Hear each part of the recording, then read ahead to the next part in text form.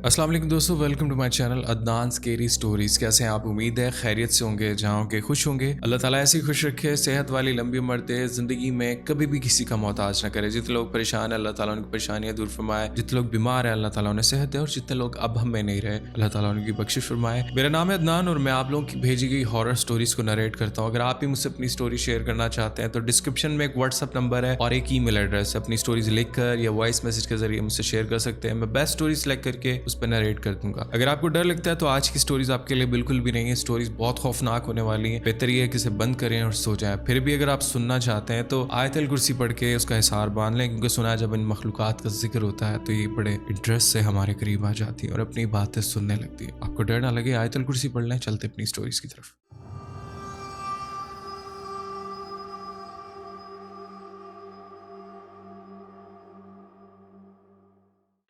अस्सलाम वालेकुम अदनान भाई। ये बात तब की है जब मैं कराची से इस्लामाबाद कश्मीर तक के रूट पर ट्रक चलाया करता था। वैसे तो मैंने कई बार इस रूट पर फेरे किए हैं, लेकिन एक दफ़ा मेरे साथ कुछ ऐसा वाक़या पेश आया जो मेरे जहन पर आज तक नक्श हो चुका है। इस्लामाबाद से जब अपना सामान लोड करके कश्मीर की तरफ निकला था, वो मानसून का मौसम था और बारिशें बहुत ज़्यादा थीं। जब मैंने मुजफ्फराबाद क्रॉस किया तब मुझे मकामी लोगों ने, जो वहाँ के लोकल लोग थे, उन्होंने मना किया कि गाड़ी पर लोड बहुत ज़्यादा है, आगे रास्ता ख़राब मिलेगा, बारिश बहुत ज़्यादा हो रही थी, तो बेहतर यह है कि आप अभी सफ़र ना करें। मैंने चूँकि मुजफ्फराबाद में प्रॉपर स्टे लिया था, मैंने वहाँ तकरीबन 5-6 घंटे आराम किया था, इसलिए मैं बिल्कुल फ्रेश था और आगे का सफ़र करने के लिए तैयार था। थकावट नहीं थी, तो मैंने ठान रखी थी कि मैं आगे का सफ़र करूँगा। अब मैं कश्मीर जाकर ही आराम करूँगा। जिस कंपनी का मैं ट्रक चलाता था, उस कंपनी की तरफ से हमें प्रॉपर अकोमोडेशन, खाना पीना और टीए भी मिलता था। सफ़र के दौरान हमें पैसे भी दिए जाते थे कि जिसे हम अपना रास्ते का खर्च कर सकें। इसलिए मैं बहुत कंफर्टेबल था और थका हुआ भी नहीं था। मैंने हिम्मत की, मुजफ्फराबाद से टैंक फुल करवाया और अपने आगे के सफ़र के लिए निकल पड़ा। लोग उन जगहों पर घूमने फिरने जाते हैं जिन जगहों पर मेरा बहुत जाना आना होता है। वो जगह बहुत खूबसूरत है। दिन में ज़्यादा सफ़र ना करने की वजह भी यही है कि बहुत ट्रैफिक मिलता है, इसलिए मैंने रात को सफ़र करने की ठानी, क्योंकि मेरा ट्रक है और लोड है, और चढ़ाइयों पे जब ट्रैफिक मिलती है तो मुझे ट्रक रोकने में मुश्किल का सामना करना पड़ता है। इसीलिए एक वाहिद वजह यह भी थी कि मैं रात में सफ़र करता था। जब मुजफ्फराबाद से मैंने आगे का सफ़र शुरू किया तो मैं शहर छोड़ चुका था। अब रास्ता वीरान होने लगा। शहर की लाइट्स पीछे छोड़ आया था। बस पहाड़ों पर दूर दूर अगर कोई घर है और उसमें लाइट चल रही है तो बस वही लाइट मुझे दिख रही थी। अदरवाइज मेरा ट्रक, मेरे ट्रक के आगे की हेडलाइट्स और उसकी रोशनी, एक तरफ पहाड़ और एक तरफ दरियाए नीलम। बहुत एडवेंचर सफ़र था। ऐसे में ट्रक को कंट्रोल करना बहुत मुश्किल होता है ड्राइविंग में, और नॉर्मल गाड़ी की और ट्रक की ड्राइविंग में बहुत फ़र्क होता है। तकरीबन 1.5 से 2 घंटे सफ़र करने के बाद जब अपने सफ़र पर रवां दवा था तो मुझे काफ़ी देर बाद कोई गाड़ी क्रॉस करती थी। वो रोड इतना वीरान हो गया था कि दूर दूर तक न बंदा न बंदे की साथ। यकीन जाने, बात करने में, स्टोरी बताने में सुनने वालों को शायद इस चीज़ का इतना एहसास हो रहा हो, ना आप इस तरह इस चीज़ को इमेजिन कर रहे होंगे। कभी आपने इन पहाड़ों में रात के वक्त सफ़र किया और आप अकेले अपनी गाड़ी में हो, तो जब आपके दोनों तरफ खूब अंधेरा हो, पीछे भी कुछ दिखाई ना दे रहा हो और आगे सिर्फ हेडलाइट की रोशनी में जा रहे हैं, तो तब एहसास होता है कि कोई जगह रात में कितनी खौफनाक लगती है। अब असल कहानी यहाँ से शुरू होती है। पहले तो फिर भी कुछ गाड़ियाँ मुझे क्रॉस करती थी, कोई गाड़ी सामने से आ जाती थी। अब रात बहुत ज़्यादा हो गई थी, कोई गाड़ी भी मुझे क्रॉस नहीं कर रही थी।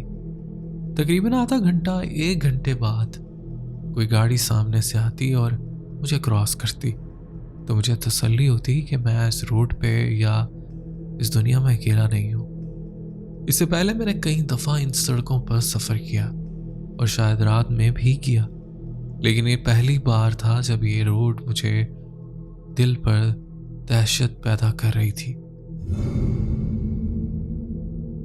कुछ बुरा होने से पहले आपके सिक्स सेंस आपको बता देता है शायद आज कुछ बुरा होने वाला है। ऐसे में सामने से एक गाड़ी आती है और वो गाड़ी मुझे डिम्पर देती है।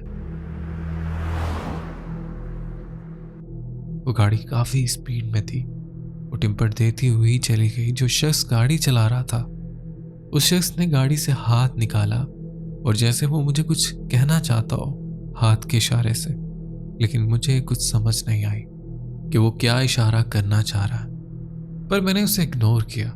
मेरी भी स्पीड काफ़ी थी और उसकी भी। कुछ ही पल में वो गाड़ी मेरी आंखों से ओझल हो गई। मैंने बैक व्यू मिरर में भी देखा कि शायद वो रुक कर कुछ बोलना चाहे तो मैं रुक जाऊं, बट वो नहीं रुका और सीधा चलता चला गया। मैंने भी उसे इग्नोर किया और ट्रक चलाता रहा। काफ़ी देर गुजर गई, फिर एक और गाड़ी आती है और उसने भी ऐसे ही इशारा दिया। पहले उसने डिम्पर दिया और फिर गाड़ी की विंडो से चीख कर कुछ कहा और मैंने उसे सुनना चाहा भी। वो भी गाड़ी ऐसे ही आगे चली गई। वो भी नहीं रुका। शायद वो मुझसे कुछ कह रहा था। गाड़ी के शोर की वजह से मैं सुन नहीं पाया। इस बार मैंने इस बात को लाइट नहीं लिया। मैंने ट्रक की रफ्तार स्लो कर दी। अपने बैक मिरर में देखना चाहा कि शायद वो गाड़ी रुके और जो शख्स कुछ कहना चाह रहा था मैं उसकी बात सुनूं, पर वो गाड़ी भी बगैर रुके सीधी आगे चली गई। अब मेरे अंदर क्यूरियोसिटी पैदा हो गई कि दो गाड़ियां सेम पोजीशन में रुकते रुकते मुझे कुछ कहना चाह रही थी, मगर मैं समझ नहीं पाया। ट्रक चलाता रहा। जैसा कि मैंने बताया, अब आधे घंटे या 1 घंटे के डिस्टेंस से कोई गाड़ी मुझे क्रॉस करती थी, क्योंकि रात बहुत हो चुकी थी। दोनों तरफ खौफनाक अंधेरा, ट्रक, मैं और वो खाली रोड जो मेरे दिल पर वहशत डाल रहा था। और अब तो मेरे दिमाग में कुछ और भी था जो मुझे पता नहीं था, जो कोई मुझसे कहना चाह रहा था, बट मैं उसे सुन नहीं पाया। बहरहाल मैंने ट्रक की रफ्तार वैसे ही रखी, अपने सफ़र पर रवाना रहा। फिर काफ़ी देर बाद मुझे दूर एक गाड़ी आती दिखाई दी। अब की बार मैंने ट्रक को बहुत ज़्यादा स्लो कर दिया और वो गाड़ी भी सेम उसी तरह हल्की हुई। उसने डिम्पर दिया और वो गाड़ी अब की बार मेरे पास आकर रुक गई।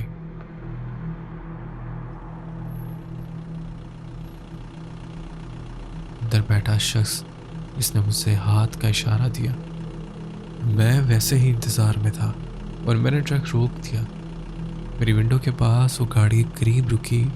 अंदर बैठा शख्स जिसके साथ फैमिली भी थी, उसने कहा, कहाँ जा रहे हो? आगे रास्ता बंद है। एक गाड़ी का एक्सीडेंट हो चुका है जिस वजह से वो रोड पर ही पड़ी हुई है और एक्सीडेंट बहुत ख़तरनाक हुआ है। इस वजह से रास्ता बंद हो चुका है। बेहतर ये है, तुम्हारा बड़ा ट्रक है, तुम वहाँ फंस जाओगे। इसी तरह यहाँ पर रुक जाओ और जब तक रास्ता ना खुले आगे मत जाना। ज़रूर गाड़ियाँ आती तुम्हें बता देंगी कि आगे रास्ता खुल चुका है। हम खुद इस रोड पर आगे गए थे, हम वहाँ से ही आ रहे हैं। हम जाने वाले लोगों में से हैं। तो जब रास्ता काफ़ी देर बंद रहा तो हम वापस आ रहे हैं। ओह, मैं समझ गया। जो पहले 2 गाड़ियाँ गुजरी थीं वो भी शायद मुझे यही बताना चाह रही थी। वो वही लोग थे जो इस रास्ते पर जा रहे थे और वापस इसी वजह से आ रहे थे कि आगे रास्ता बंद था। यही वजह थी कि ये रोड वीरान पड़ा था, क्योंकि आने वाली ट्रैफिक बंद होने की वजह से आ नहीं पा रही थी। खैर, मुझे यहाँ के रास्ते मालूम थे और मुझे याद पड़ता है कि करीब में एक गाँव, लेकिन जाने का रास्ता थोड़ा सा दुश्वार है। मुझे बाहर से एक ऑफ रोड लेना है जिस रूट के ज़रिए मैं उस गांव में पहुंच जाऊंगा। अब जब रुकना ही है तो सही से बंदा किसी जगह पर स्टे कर ले, क्योंकि जो गाड़ी का ड्राइवर था उसने मुझे बताया था कि शाम से वहाँ एक्सीडेंट हुआ है और चूँकि लैंडस्लाइडिंग हुई थी और पत्थर एक गाड़ी के ऊपर गिरा था, तो पत्थर हटाने में और इस गाड़ी का मलबा हटाने में बहुत टाइम लगेगा। तो हो सकता है कि रात भी लग जाए। बेहतर यह है कि रात कहीं पर स्टे कर लो और सुबह निकलना। खैर वो दूसरा रास्ता इख्तियार किया मैंने। वहीं से गाड़ी को टर्न लिया जो कि एक पतला सा रोड था, जबकि ट्रक को टर्न लेने में बहुत मुश्किल हो रही थी। मेरा ट्रक बड़ा है और वो रोड छोटा, जिसके एक साइड पर दरिया और एक साइड पर पहाड़। बहुत मुश्किल से टर्न लिया। मुझे उस गांव के लिए वापस थोड़ा सा जाना था। कुछ किलोमीटर बैक होके मुझे एक कच्चा रास्ता लेना था। मैं चूंकि एक दफ़ा अपने एक साथी के साथ इस रास्ते पे उसके गांव जा चुका था, तो मुझे याद था। मैं वापस चलता रहा और कुछ किलोमीटर करने के बाद मुझे एक टर्न नज़र आया। वो वही था जहाँ से इस गांव का रास्ता था। वो छोटा रास्ता नहीं था, आगे भी मुझे कई किलोमीटर करने थे। खैर मैं उस कच्चे रास्ते पर चलने लगा। ट्रक चलता रहा। मैं एक घने जंगल में चला गया था। मुझे नहीं मालूम था कि मैं गलती पर गलती करने जा रहा हूँ। शायद मुझे उस रोड पर वहीं रुक जाना चाहिए था। एक साइड पर रुक के रात गुजार लेनी चाहिए थी, लेकिन मैंने वो गलती कर दी। इसकी गलती की वजह से मेरे साथ ये वाकया हुआ और आज मैं आपको ये वाकया ना सुना रहा होता। ऐसा है कि उस जंगल वाले रास्ते से चलना शुरू हुआ। स्पीड बढ़ा नहीं पा रहा था क्योंकि रास्ता बहुत ज़्यादा ख़राब था। तेज़ बारिश हो रही थी। जब से मैं इस्लामाबाद से निकला था मुझे हल्की हल्की बारिश का सामना था, लेकिन अब बहुत तेज़ थी। कीचड़ की वजह से ट्रक इधर उधर मूव कर रहा था, फिसल रहा था। टायर ग्रिप नहीं पकड़ रहे थे, तो इसलिए मुझे ट्रक को स्लो चलाना पड़ रहा था।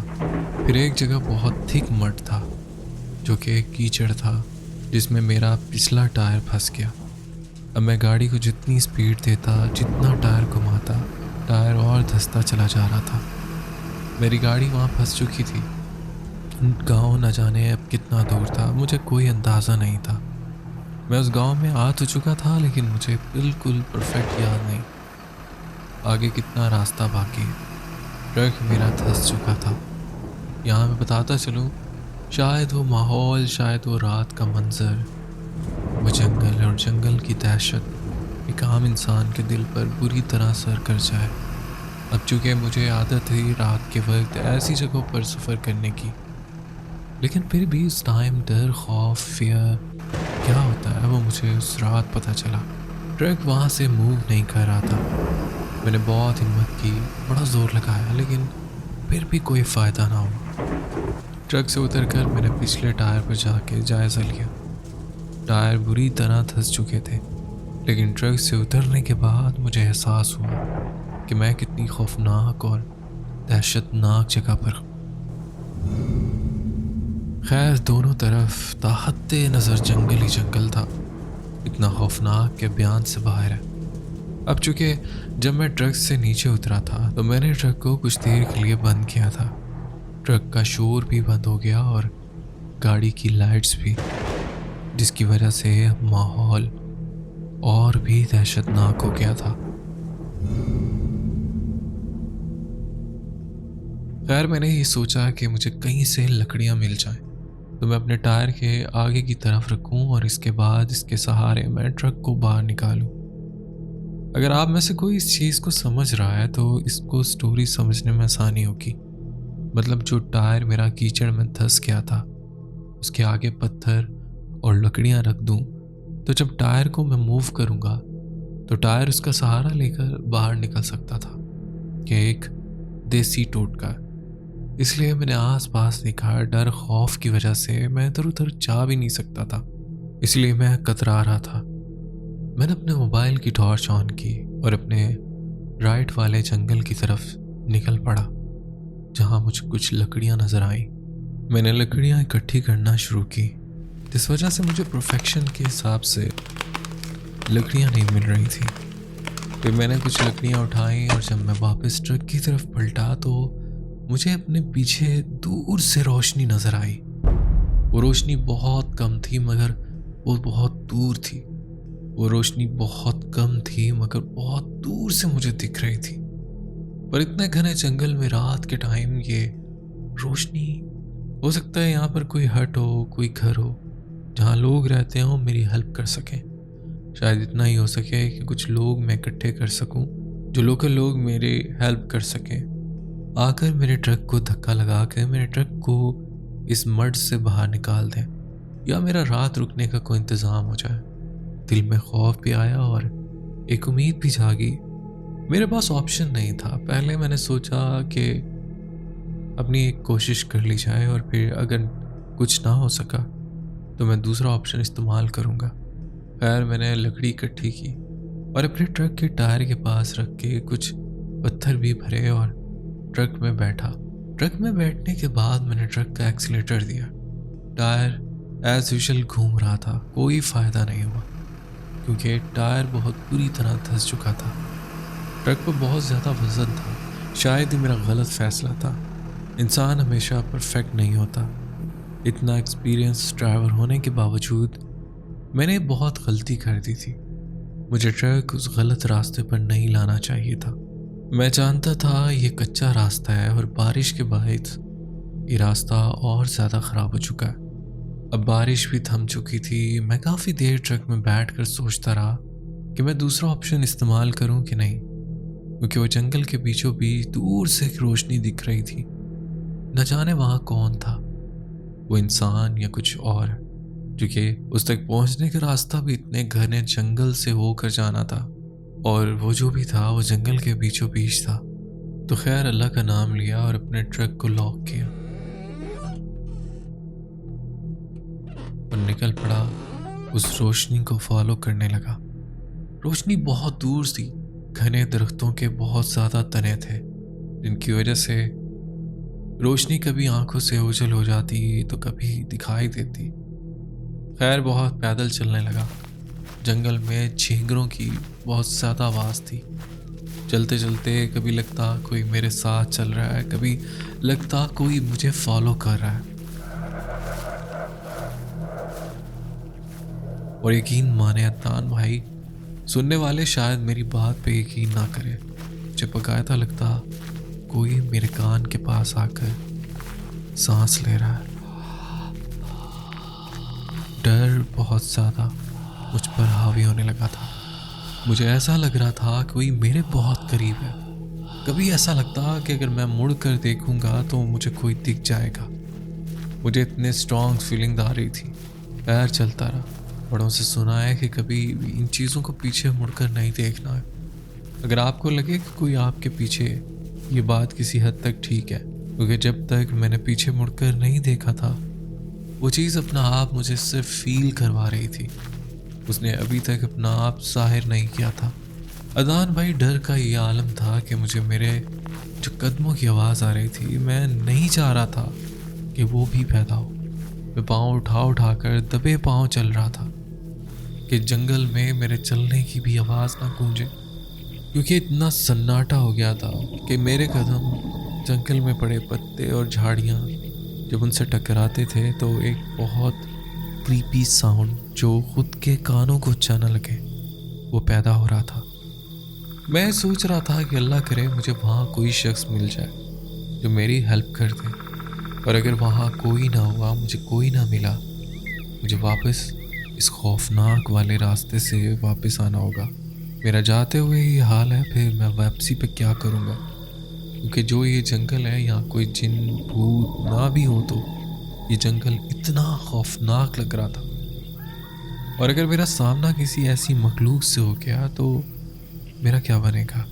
खैर कोई था जो मुझे अपनी मौजूदगी का एहसास दिलवा रहा था। मैंने इसे इग्नोर किया। मैंने आयतुल कुर्सी पढ़ना शुरू की और चलता रहा। चलते चलते मैं उस रोशनी के बहुत करीब आता चला गया। जब मैं बहुत करीब पहुंच गया तो मैंने छुप छुप के उस जगह को देखना शुरू किया। कैसा ना हो कि कोई ऐसा भी हो सकता है कि जो मुझे नुकसान पहुंचा दे। मुझे तसल्ली हुई तो मैं आगे बढ़ूंगा और उनसे मिलूंगा जो भी उस रोशनी के पास है।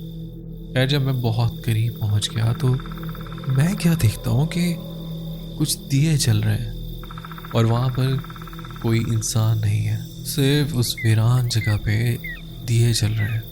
मैं हिम्मत करके और करीब बढ़ता हूँ तो मुझे दूर से उन दियों के दरमियान एक खड्डा नजर आता है। जैसे एक घड़ा हो, लेकिन उस घड़े के अंदर कुछ दिखाई नहीं दे रहा था। मैं बहुत आहिस्ता आहिस्ता उस घड़े के करीब पहुंचा, इतना कि बस मैं ही उस जगह को देख सकूं, कोई और मुझे ना देख पाए।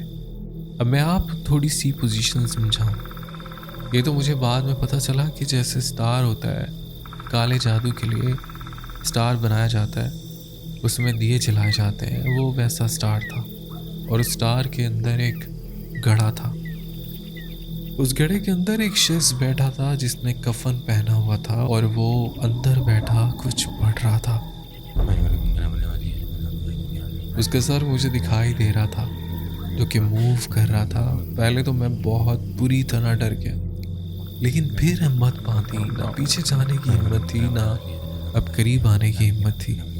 मैंने करीब आके आवाज़ दी, क्या आप मेरी मदद कर सकते हैं? मैं यहाँ ट्रक से गुजर रहा था, मेरा ट्रक पीछे मड में फंस गया है। क्या आप मेरी कोई मदद कर सकते हैं? हेलो?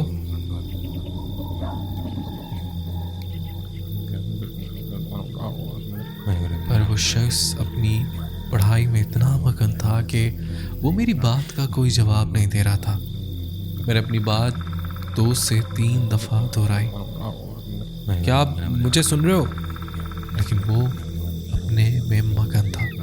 ऐसे में मुझे अपने आसपास बहुत सी चीज़ें फील होना शुरू हुई, जो बज़ाहिर मुझे नज़र नहीं आ रही थी, लेकिन कोई था जो इस घड़े में बैठे शख्स को प्रोटेक्ट कर रहा था। उसके आसपास कोई गैर मरी मखलूक थी जो इसे प्रोटेक्ट कर रही थी।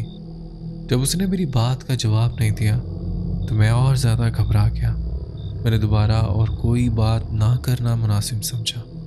मैं खामोश हो गया, माहौल को ऑब्जर्व करने लगा। मुझे ऐसा लगा जैसे जंगल में दूर से अंधेरे में कुछ बहुत बड़े बड़े कदम, त्यो कदामत चीज़ें हैं जो दौड़ती हुई मेरी तरफ आ रही हैं। मुझे बहुत शदीद खौफ आने लगा।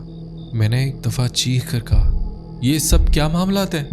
मुझे बताओ, मैं तुम्हारा कुछ बिगाड़ने नहीं आया था, मुझे मदद चाहिए थी।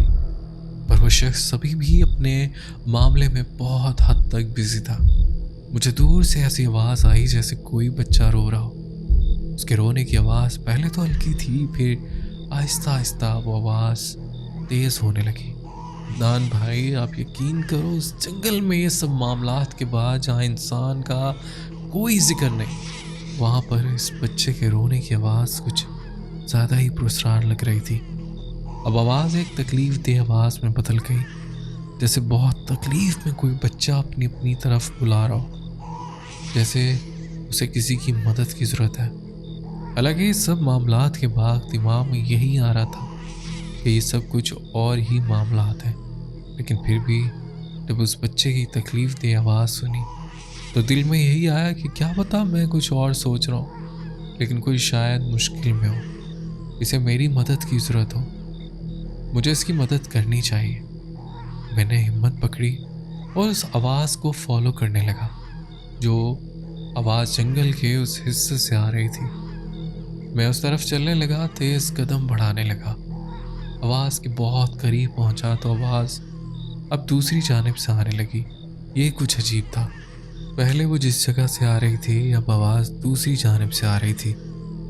अब मैं दूसरी जानिब चलने लगा, वो आवाज़ किसी और जानिब से आने लगी। अब मुझे समझ आ गई थी कि ये सब शैतानी मखलूक का असर है। ये शायद मुझे गुमराह करना चाह रहे हैं, शायद ये कोई ट्रैप है। खैर, मैं उस चक्कर व्यू में घूमता घूमता उसी रोशनी वाली जगह के करीब भी पहुंच गया।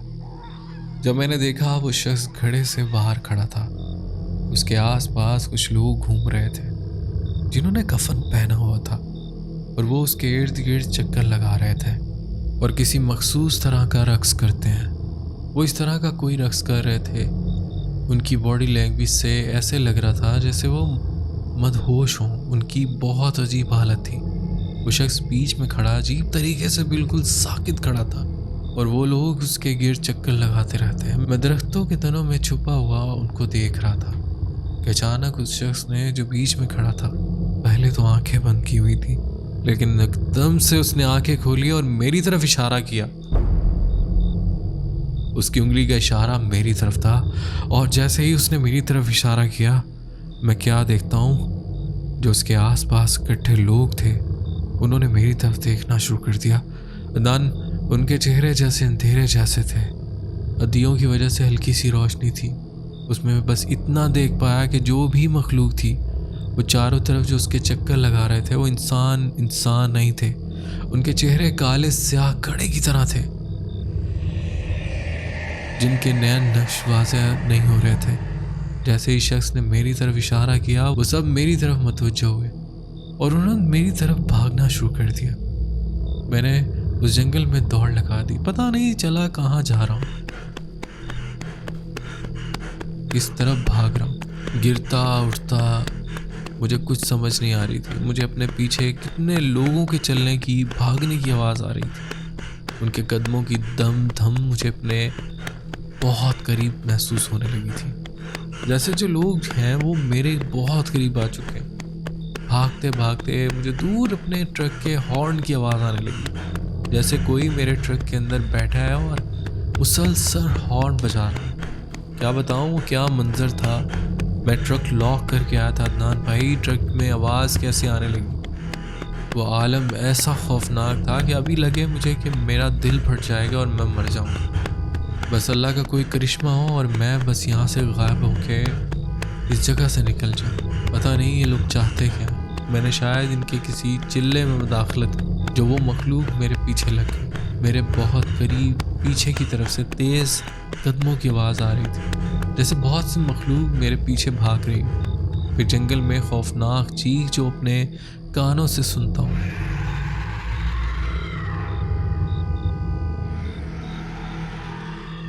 और साथ ही साथ मुझे अपने ट्रक के दूर से आवाज़ आ रही थी। एक तरफ तो मेरे लिए ठीक भी था कि मैं उस आवाज़ को फॉलो करते हुए उस जंगल में जहाँ मैं अपने ट्रक को खो चुका था उस ट्रक की तरफ भागने लगा, लेकिन एक तरफ मुझे वही आवाज़ खौफ भी पैदा कर रही थी कि पीछे मेरे किसी के भागने की आवाज़ आ रही है और दूर से मेरे ट्रक की आवाज़ आ रही है। फिर जब मैं वहाँ पहुँचूँगा तो न जाने फिर से किस चीज़ का सामना करना पड़ेगा।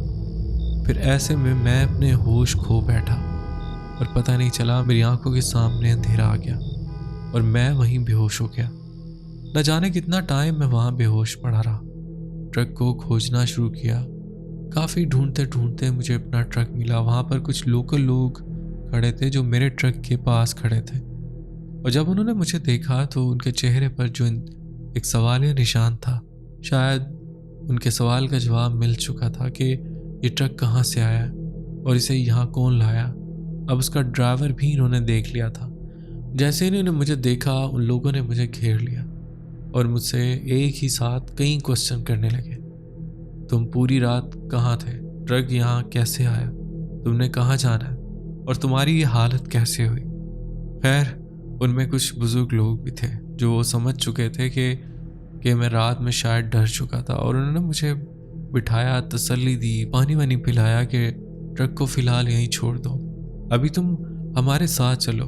खैर, और लोकल लोगों की मदद से, जो कि बहुत हेल्पफुल लोग थे, मेरा ट्रक पहले तो बाहर निकाला गया और फिर हमने वहीं पर उस ट्रक को लॉक करके छोड़ दिया।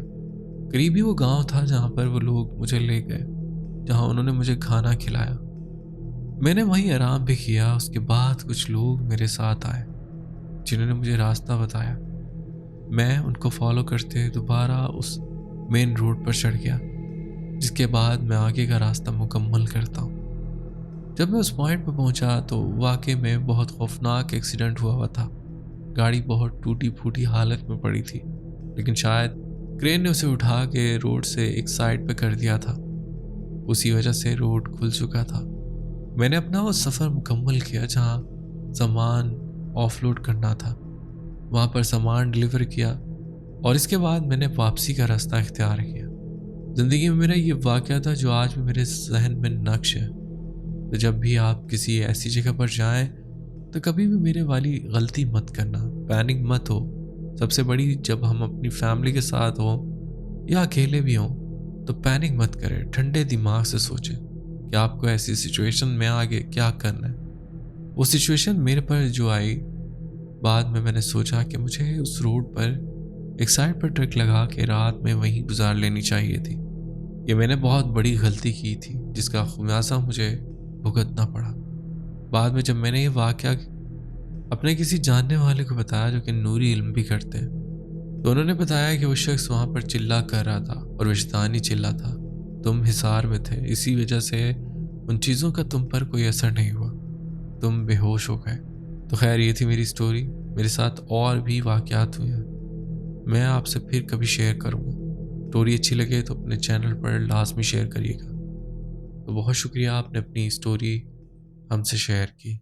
दोस्तों उम्मीद करता हूँ आज की स्टोरीज आपको पसंद आई होंगी। स्टोरीज पसंद आई तो वीडियो को लाइक करना ना भूलिएगा, और अगर आप मेरे चैनल पर नए तो चैनल भी सब्सक्राइब कर लें, बेल आइकन प्रेस करके ऑल का नोटिफिकेशन ऑन कर लें। इससे होगा कि आप मेरी यूट्यूब फैमिली का हिस्सा बन जाएंगे और मेरी स्टोरीज के नोटिफिकेशन आप तक पहुँचाया करेंगे। मैं बहुत ख्याल रखिएगा, दुआ में याद रखिएगा। मुझे तो इजाज़त, मिलते हैं किसी और इंटरेस्टिंग स्टोरी में। अल्लाह हाफिज़।